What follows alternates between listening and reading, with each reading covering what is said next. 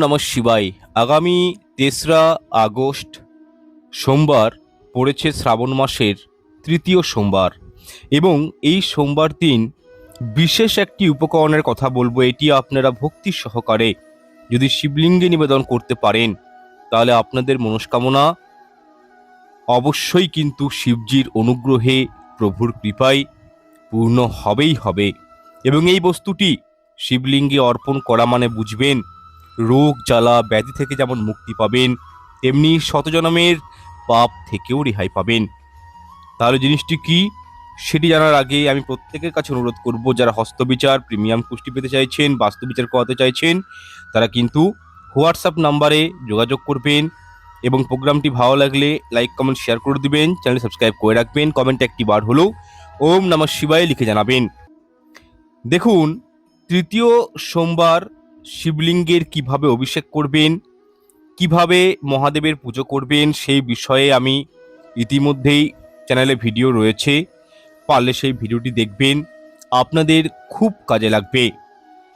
তবুও একটা বিষয় আপনাদেরকে জানাবো, যেটা হলো যারা ঘরে শিবলিঙ্গের পুজো অর্চনা করবেন, যারা কোনো মন্দিরে গিয়ে শিবলিঙ্গের পুজো অর্চনা করবেন, আপনারা কিন্তু এই দিন একটি তামার ঘটিতে বিশুদ্ধ গঙ্গা জল নেবেন, তার মধ্যে গোলাপ জল, অগরু, সিদ্ধিপাতা, অল্প চন্দন মিশ্রণ করে সেই বিশুদ্ধ জল দিয়ে শিবলিঙ্গের অভিষেক করার চেষ্টা করবেন। এছাড়াও পুরাণ শাস্ত্র অনুসারে বলা হয়েছে তৃতীয় সোমবার অবশ্যই শিবলিঙ্গের অভিষেক হয়ে যাওয়ার পর যে প্রধান বস্তুটি উনাকে প্রদান করতে হয় সেটি হলো কালো অথবা সাদা তিল। আপনারা এই ক্ষেত্রে কালো বা সাদা তিল একত্রে মিশিয়ে শিবলিঙ্গে অর্পণ করতে পারেন, কারণ তৃতীয় সোমবার এই তিল অর্পণ করাকে অত্যন্ত শুভ বলে মনে করা হয়। বিশেষ করে যাদের জন্মকুণ্ডলিতে রাহু, কেতু এবং শনির মহাদশা রয়েছে, বা নবগ্রহের মধ্যে কোনো গ্রহ অত্যন্ত দুর্বল রয়েছে বা খারাপ পজিশনে রয়েছে, বা যাদের কালসর্প দোষ রয়েছে, পিতৃদোষ রয়েছে, তারা কিন্তু অবশ্যই নিজের দুর্ভাগ্যকে দূর করার জন্য এবং সৌভাগ্যকে ফিরিয়ে আনার জন্য আমি অনুরোধ করব কালো তিল অবশ্যই তৃতীয় সোমবার শিবলিঙ্গে অর্পণ করুন। এছাড়াও এই দিন তিল অর্পণ করার মাধ্যমে বহু পুরনো রোগ পর্যন্ত মহাদেবের কৃপায় দূরীভূত হয়ে যায়। যারা একটুতেই শারীরিক সমস্যায় ভুগছেন, যাদের মানসিক ডিপ্রেশনে চলে গেছেন, চিন্তাভাবনা অত্যন্ত নেগেটিভ হয়ে গেছে, মানসিকভাবে দুর্বল হয়ে পড়েছেন, তারা অবশ্যই এই দিন 108 বার মহামৃত্যুঞ্জয় মন্ত্র পাঠ করে শিবলিঙ্গে জল অভিষেক করার পর কালো অথবা সাদা তিল প্রভুকে নিবেদন করুন। দুটোকে একত্রিত মিশিয়ে দেখবেন এই সমস্ত প্রবলেম থেকে বেরিয়ে আসতে পারবেন। এছাড়াও আরেকটি উপকরণ রয়েছে, সেটি হলো গোলমরিচ। গোলমরিচের এই উপায়টি আমি বহুবার দিয়েছি, পুনরায় বলে দিচ্ছি। যারা আমার নতুন ভিউয়ার্স রয়েছেন তারা এই বিষয়টা জানুন। 5টা গোলমরিচে ভালো করে চন্দন লাগিয়ে কাঁচা দুধ বা গঙ্গা জলের সাথে যদি আপনারা শিবলিঙ্গে নিবেদন করতে পারেন বিল্লপত্র সহযোগে, তাহলে কঠিন থেকে কঠিনতর রোগ থেকে মুক্তি পাবেন, 100% গ্যারান্টি। যাই হোক, আরও একটি বস্তু রয়েছে তৃতীয় সোমবার দিন শিবলিঙ্গে অর্পণ করতে পারেন, সেটি হলো সবুজ মুগ ডাল। দেখুন, এই সবুজ মুগ ডাল শিবলিঙ্গে অর্পণ করলে সাংসারিক যে সুখ শান্তিগুলো হয়, সমৃদ্ধি, ঐশ্বর্য অত্যন্ত পরিমাণে বৃদ্ধি পায় এবং হারিয়ে যাওয়ার সুখ শান্তিগুলো জীবনে পুনরায় কিন্তু ফিরে আসে। এছাড়াও জীবনে বেঁচে থাকার জন্য যেসব সুযোগ সুবিধাগুলো একান্তই পাওয়া প্রয়োজন, সেই অপরচুনিটিগুলোর প্রাপ্তি ঘটে দেবাদিদেব মহাদেব এবং মাতা পার্বতীর অনুগ্রহে ও আশীর্বাদে। দেখুন, মহাদেব সামান্য বেলপাতা এবং জলে সন্তুষ্ট, তাই উনাকে বলা হয় আশুতোষ শিব, যিনি অল্পতেই সন্তুষ্ট। তাই মহাদেবের পুজোতে খুব একটা নিয়মের প্রয়োজন হয় না, তবে যেটা একান্তই প্রয়োজন হয় তা হলো নিজের মনের বিশ্বাস, নিষ্ঠা, ভক্তি এবং শিবের প্রতি আস্থা। যে ভক্ত মনোপ্রাণ দিয়ে শিবজির পুজো অর্চনা করেন সেই ভক্তের উপর কোনোভাবেই কোনো বিপদ আপদ বা কোনো সমস্যা আসতে পারে না।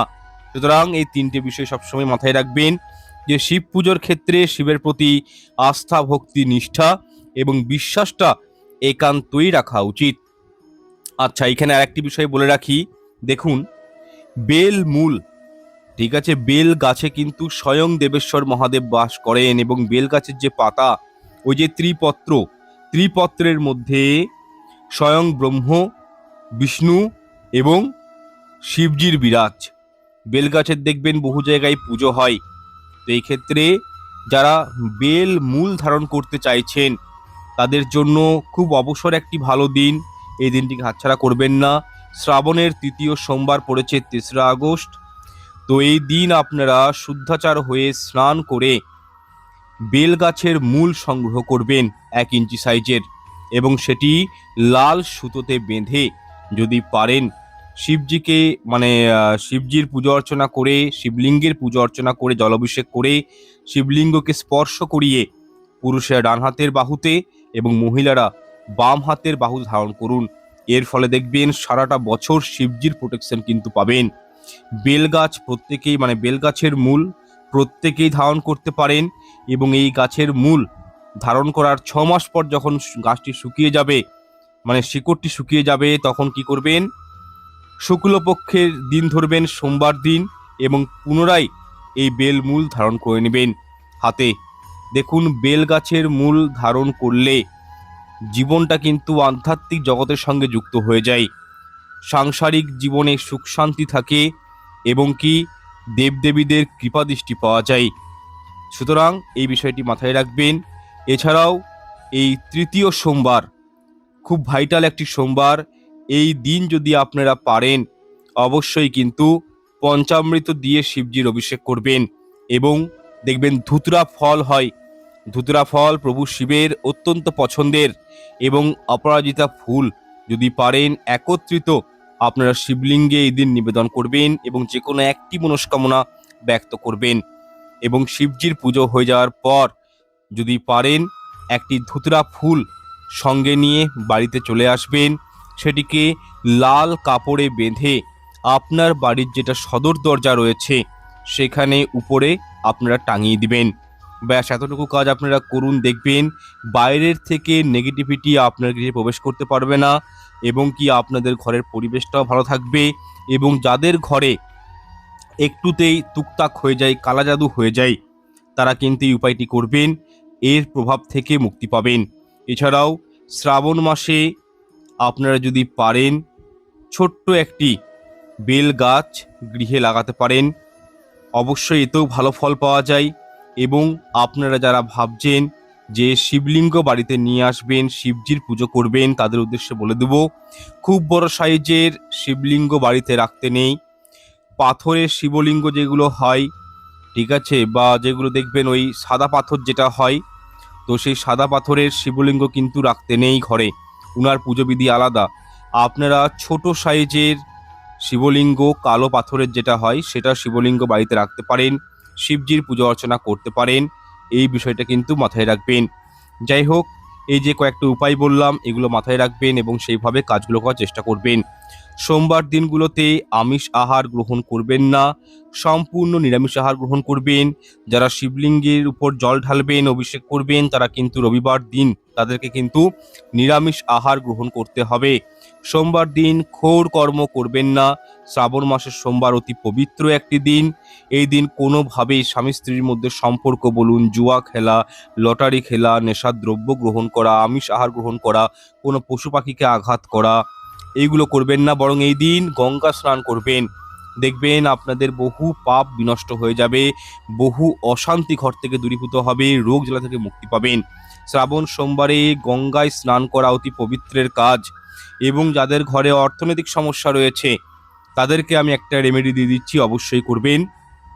কি করবেন দেখুন, আপনারা যে গঙ্গা জল দিয়ে শিবলিঙ্গের অভিষেক করবেন, যখন শিবলিঙ্গে অভিষেক করবেন তখন দেখবেন গৌরীপীঠ থেকে গঙ্গা জলটা কিন্তু বইয়ের নিচে পড়ে।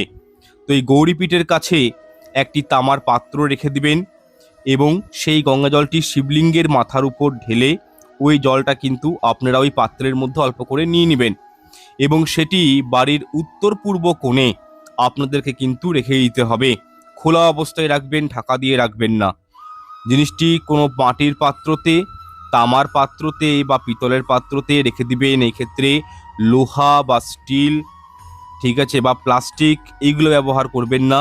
শুধু উত্তর পূর্ব কোণে রেখে দিবেন। দেখুন, অ্যাজ পার বাস্তুশাস্ত্র বলা হয়েছে উত্তর পূর্ব কোণটা হচ্ছে অপরচুনিটির দিক, উত্তর পূর্ব দিকটা হচ্ছে ক্যাশ ফ্লোয়ের দিক, এবং উত্তর পূর্ব কোণেই কিন্তু শিবজি স্বয়ং বাস্তুর মধ্যে বিরাজ করেন।